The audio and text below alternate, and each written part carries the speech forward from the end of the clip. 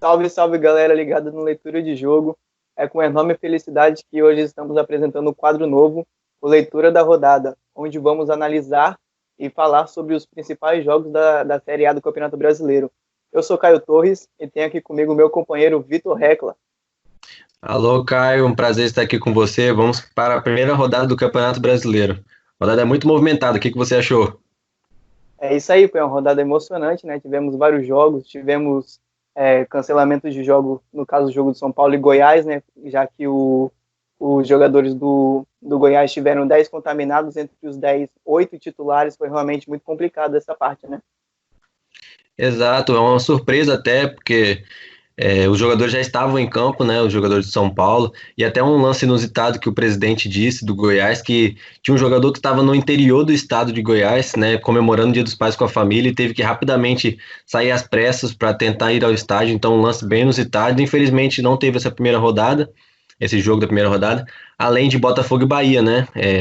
Atlético Goianiense e Corinthians, Vasco e Palmeiras, devido aí às decisões estaduais, né? A gente sabe que os estaduais voltaram aí, nem todos conseguiram terminar a tempo, e foram 4 jogos, né, ao todo, que foram adiados.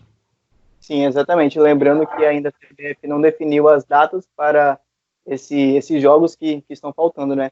E já no nosso primeiro jogo, né, um jogo de abertura, tivemos Coritiba Internacional, o jogo foi no Couto Pereira, e o Inter venceu com gol de Paulo Guerreiro, não é mesmo? Exato. Um jogo até um pouco surpreendente, assim, a escalação do Kudê, pois ele não colocou os titulares que vinham sendo, né, nas últimas rodadas. E o Coritiba que um jogo assim, com as duas equipes vindo de derrota, né, de em clássico nos campeonatos estaduais. Um jogo muito interessante porque o Coritiba tem uma proposta de jogo um pouco ofensiva com o Eduardo Barroca, né, umas ideias novas, mas o Internacional mostrou sua força e mesmo fora de casa venceu com o gol do Guerreiro, né, assistência do Galhardo, que para a alegria dos cartoleiros entrou em campo e pôde ajudar a equipe. É um bom resultado porque o Inter, na minha opinião, uma das grandes equipes aí a conquistar grandes coisas no campeonato, e é sempre importante começar pontuando, né?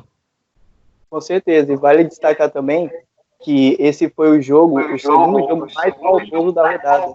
Foram, no total, 32 faltas no jogo e 7 cartões amarelos. Foram, além de ser um jogo emocionante, né, de ter sido só um gol, foi um jogo muito pegado também, bem faltoso. Dando sequência, temos o jogo que mais teve gols na rodada, que foi Sport Recife 3 e Ceará 2, né? Destaque para o atacante Elton, que guardou 2 vezes. O atacante Elton estava meio sumido assim no futebol, né? A gente lembra de passagens dele, principalmente pelo Vasco da Gama, mas o esporte até surpreendeu, porque é um time que, na minha opinião, briga pelo rebaixamento, né, para não cair, e o Ceará vindo de uma conquista da Copa do Nordeste entra um pouco meio ali ocioso ali no campeonato, dando aqueles vacilos que não poderão ser repetidos, e o esporte, esses times que brigam pela parte de baixo, quanto mais pontuarem melhor, porque as chances de cair são grandes devido ao nível do elenco e também o modo como o Campeonato Brasileiro desse ano vai se dar. Então, eu vejo uma boa assim para o esporte já começar vencendo, porque a gente sabe também que os times do Nordeste, Caio, eles têm uma força muito grande também por conta da torcida, né? As torcidas nordestinas são muito calorosas e esse ano, até então, não vão poder contar com elas. É isso, esse fato da torcida é realmente complicado, né? Temos grandes clubes como Vasco, São Paulo, Flamengo, que tem aí a sua força voltada para os torcedores, vai ser realmente complicado. Sobre esse jogo ainda do esporte, um fato curioso que teve foi que os times acertaram muitas das finalizações, né? Foram bem sucedidos nesse quesito. Tanto que o esporte finalizou 4 vezes e 3 vezes ao gol. E nesses 3 vezes que foram ao gol, saíram os gols, e o mesmo caso com o Ceará. O Ceará teve apenas 2 finalizações, que foram os 2 gols. Então, uma pena que não teve mais finalizações, né? Senão poderia ter mais gols, já que a pontaria dos atacantes estava em dia. Uma precisão estava precisão estava calibrada, e o destaque do Ceará, assim, que vem se destacando ao longo dos campeonatos, é o Kleber, né, o atacante Clebão, que ele meteu o gol, ele também fez um gol na final da Copa do Nordeste, então vem se destacando, vem se mostrando aí um homem-gol para a equipe do Ceará no restante da competição. É isso aí, dando sequência, temos Fortaleza e Atlético Paranaense, né? O Furacão venceu fora de casa, esse é um bom resultado para o Furacão, já que sabemos que nos últimos Brasileirão eles só mostram a sua força dentro de casa, né? Na Arena da Baixada, eles não conseguem ter o mesmo rendimento vitorioso fora de casa. Então, na estreia, fora de casa, ainda uma vantagem larga, né? De 2-0 é um bom resultado para eles, né, Vitor?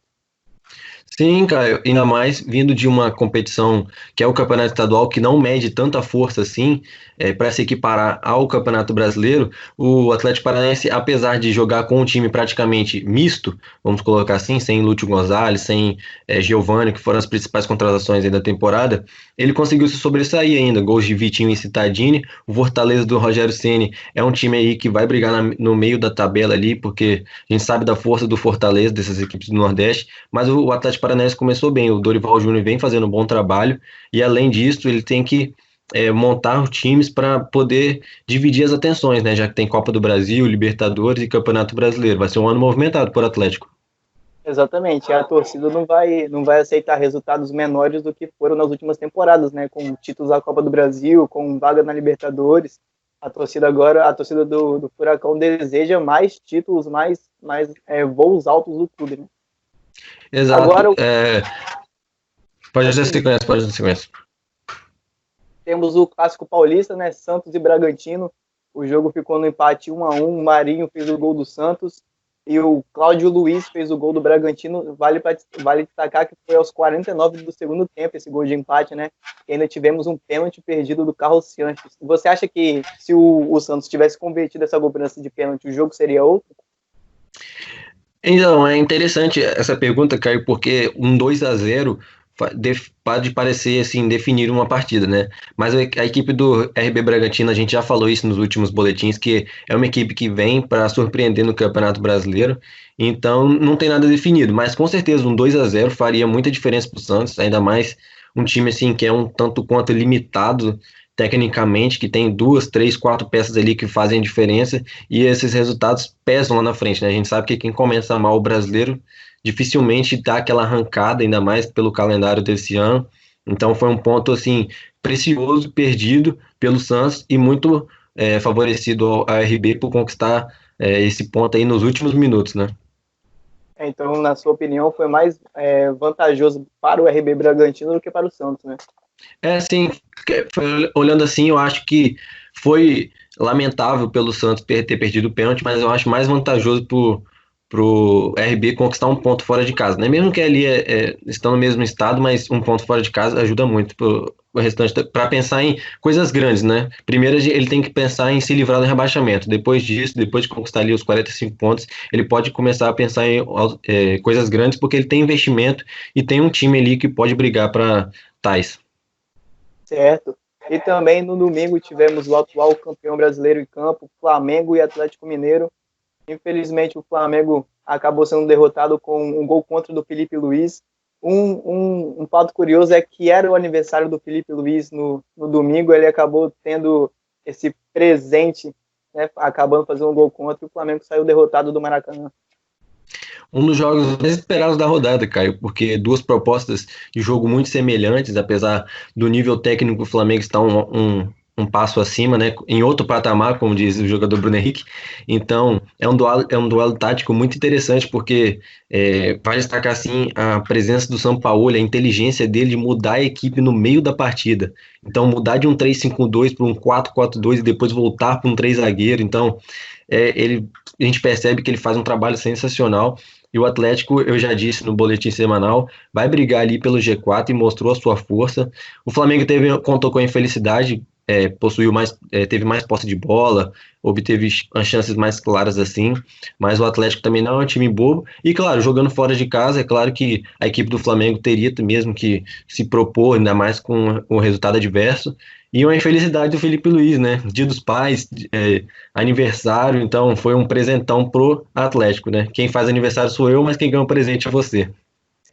Com certeza, e sabemos que a dupla do Flamengo, né, Gabriel e Bruno Henrique, que são os destaques do Flamengo, que foram os destaques no campeonato passado por causa de gols, assistência, não estavam tão inspirados nessa rodada, né, nesse dia em específico. Ambos os jogadores perderam gols cara a cara. O Bruno Henrique deu um mole naquele lance, que ele dribla o Rafael e chuta na trave. O Gabigol também perdeu alguns gols cara a cara. Sabemos que quando os dois jogadores não estão inspirados, o Flamengo perde muito com isso, né? Espera-se muito dos dois, né? Até porque foram os nomes da temporada passada, juntamente com o Everton Ribeiro e Arrascaeta. O time todo do Flamengo, na verdade, foi muito bem, mas espera muito dos dois atacantes, né? São os homens gols da equipe, então quando eles passam em branco, dificilmente o Flamengo, assim, vence, né? Mas, claro, o Flamengo não jogou mal, foi uma boa partida, só foi surpreendido pela tática do Sampaoli, né? Pelo novo Atlético Mineiro, que vai brigar por coisas grandes no campeonato. Com certeza. E agora, dando sequência, o último jogo da rodada, Grêmio e Fluminense. O Grêmio venceu por 1-0 com o gol do Diego Souza, né? A gente brinca que qualquer time que o Diego Souza enfrentar vai ter a lei do ex. É a coisa mais certa, né?